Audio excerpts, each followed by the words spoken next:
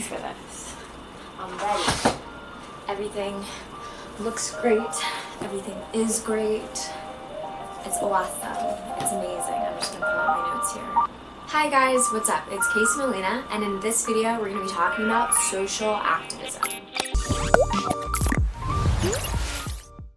So let's start off this video by first talking about what is social activism. So the definition given by amherst.edu describes social activism as intentional action with the goal of bringing about social change. So what does that mean? For one, if you're a citizen of the United States, or if you've been living in the United States during this time, then you know about all of the civil unrest and racial issues that are going on right now in our country. With the deaths of George Floyd, Breonna Taylor, Tony McDade, Drayton Reed, and countless others, there has been a racial uprising and I think a real call to action for people to get involved in social issues and find outlets of social activism that work for them. So I want to talk about first how I felt when all of that happened. I think that with the death of George Floyd, it definitely spurred me to action. It definitely made me want to get involved and make a difference in the Black Lives Matter movement and be outspoken and educate the people in my life about the issues of people of color and Black people in the United States. But I will say, as this movement has been going on now since the beginning of June, since the death of George Floyd first hit media outlets, a lot of what I've been seeing is performative activism. And a lot of the people that have started out strong in these movements are now tapering off. Those people are kind of confused about how they can make a difference and what their outlet is for social activism. I'm finding that people are talking about Black issues less, they're talking about racial inequality less, and they're becoming less engaged with this movement. So I wanted to make this video as a way for people to find a personal outlet of social activism that works for them and find ways to stay engaged and involved. But first, let's dive into what is performative activism. So performative activism is what you'll see a lot on social media right now, as people are making posts and posting black squares or using the hashtag Black Lives Matter. Performative activism, 9 times out of 10, doesn't have any sort of real action behind it. A lot of people that are performative activists will post something on social media to prove to others and to prove to their following that they are part of the movement and that they do care about these issues. But the reality is that they're not doing the footwork to continue to educate themselves, and they're not doing the work to figure out what their outlet of social activism is. And I think we're all guilty of performative activism. I think I am also guilty of performative activism. In the past, I have talked about these issues that do hit very close to home, but on the back end, it can be really hard to stay engaged. And so I think this video is going to help a lot of people figure out how they can stay engaged, especially when these issues are falling out of mainstream media coverage.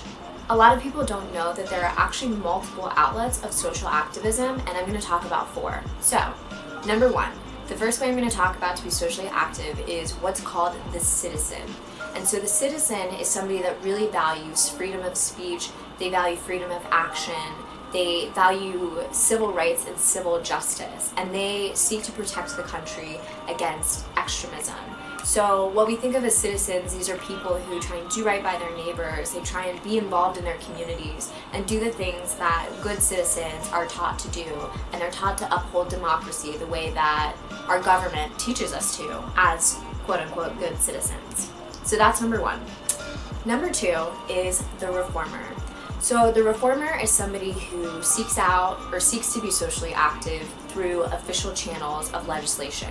They like to work through the government. They're often lobbyists, they're legislators, they're people who get involved in government in order to have laws passed and have formal rights that protect against social inequality and racial inequality. Number 3 is the rebel. So the rebel activist is somebody who gets involved with protests. They're the people out in the streets, they're civil disruptors. They like to bring issues into the societal forefront and make people focus on them. These people do disrupt the status quo, and they seek to be seen and to be heard through going against the grain and not doing things through official channels. I also really value the positive values of what it means to be a free person in society, and are often described as risky and courageous. And number 4 is the change agent. So personally, I identify as a change agent. A change agent is somebody who uses their voice to educate others, who uses the power of people to get things done. This can be anything from petition signing to sharing things on your social media if there are petitions or organizations that you want to draw people's attention to. These people are often really communicative about alternatives for activism, aka why I'm making this video. And they're interested in the long game. So they're not interested in, again, the performative activism. I don't think any of these types of activists are, but this one in particular is really interested in how you can educate people by shifting their paradigm about topics in order to keep them engaged for personal reasons. For anyone interested in where I got the information about the 4 types of activism, I got it from commonslibrary.org, and I will link that in the description of this video. But what I definitely want to reiterate about social activism is that you can be more than one type of social activist. You can be educating people through your social media platforms while going to protest, while seeking official legislation channels to make change. But I definitely think what's most important is identifying your passions and identifying the community, and boom, activism.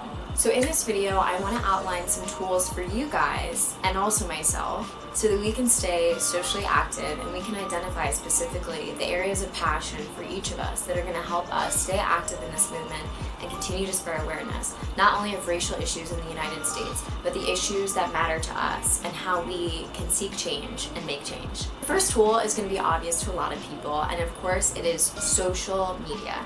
Use your social media platform to spread your voice and to spread awareness about the things that you care about. I think what's been really helpful for me is finding channels that help educate me. So throughout this whole process of Black Lives Matter re-emerging in mainstream media, I've really sought out different accounts that can educate me on Black issues, people of color, indigenous issues, and racial inequality in the United States. That goes past my own lived experience and kind of expands into what is actually happening on a larger scale. It helped me really break down graphics, statistics, narratives, and having a community of people that are giving you information from a different perspective, from an educated perspective.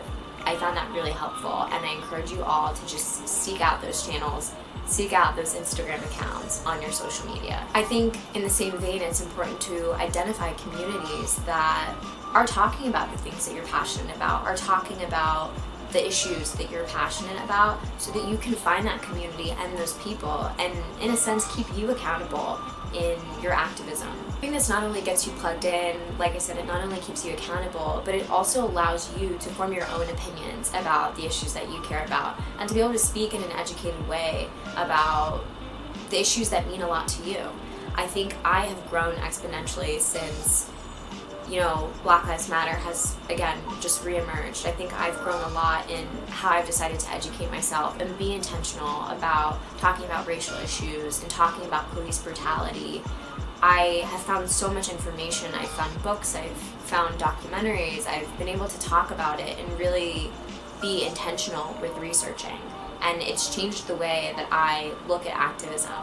Some people do not consider activism standing in the streets or seeking official legislation, and that's okay. I think the point of all of this and the point of this video is to show people that activism can be whatever allows you to, again, find that community, find your passion, and create a lasting change and hold yourself accountable to continuing to not only educate yourself, but educate the people in your life about the issues and the things that you care about. But of course, another tool is to go out and protest. If this is something that you are passionate about and you like protesting, if you identify as the rebel on the scale of activists, definitely go out and protest. Find groups and organizations in your area that are marching for a cause that you care about. But of course, be safe, especially with coronavirus. Wear a mask, wash your hands, social distance, but you can go out and you can make a difference through protesting as equally as you can through any of the other activism channels. Take that activism and channel it through organizations, communities, petitions, volunteering. One thing that I really want to get involved with is finding organizations that are geared towards racial inequality or geared towards Black issues and people of color issues and Indigenous issues. And I want to stay involved, and I want to find a way and an outlet to learn more through volunteering and getting involved with those organizations. So I encourage you all to also look into that as an outlet. Volunteer work is so valuable in and of itself because you get to dive into different communities and really get a hands-on experience and narrative about what people are going through. It's a great way to stay involved and continue those conversations and continue to educate yourself. Above all else, start a movement within yourself. No matter what, we all have the power to change ourselves. As a matter of fact, that's the only thing that we really have the power to change is ourselves. Challenge your paradigms, challenge your belief systems and your values, challenge the things that you've been taught, and be open to having conversations with people in your life that think something different from you. I think one thing that has been really impactful for me is realizing that social media really is an echo chamber. I read a social media post that really resonated, and it just says that a lot of people post on social media to an audience of people that already agree with them. So think of how impactful it would be if we take those conversations off of social media and we start having them within our families. If we start talking to our families about environmental conservation and the importance of reducing our waste and reusing things as much as we can. If we did start talking to our family members about racial inequality in the United States and all over the world, how impactful that could be. I think more than anything, what discourages people from social activism is the fear that they can't make a difference and the thought that one person can't make a difference. But imagine if 1 million people believed that they couldn't make a difference. And now if we flip that, imagine if 1 million people, 1 million individuals believed that they did have the power to make a difference just by educating themselves and showing up in their lives for the things that they care about and the things that they believe in. The impact would be crazy. It would be amazing. So I just encourage you all to take from this video that you can be active, you can talk about the things that are important to you. There are so many ways to get involved in this movement. Don't be discouraged. If you see a petition that identifies with you, don't be afraid to share it. If you see a book that you want to read, don't be afraid to read it. And of course, if you want to show up and protest, don't be afraid to do it. I'm definitely challenging myself to show up more for the racial issues that are so prevalent in the United States and the things that directly affect me. As a woman of color with an intersectional identity, I realize that it is my job as an individual for the things that I care about to educate myself and have those hard conversations with the people in my life. And I encourage you all to do the same. Thank you guys so much for watching this video and listening. I hope it helped you. I hope it motivated you. Don't forget to check the info box down below for more information about books, podcasts, articles, petitions that you can read and sign to educate yourself not only about social activism, but about racial inequality in the United States and globally. This is Casey Molina, over and out.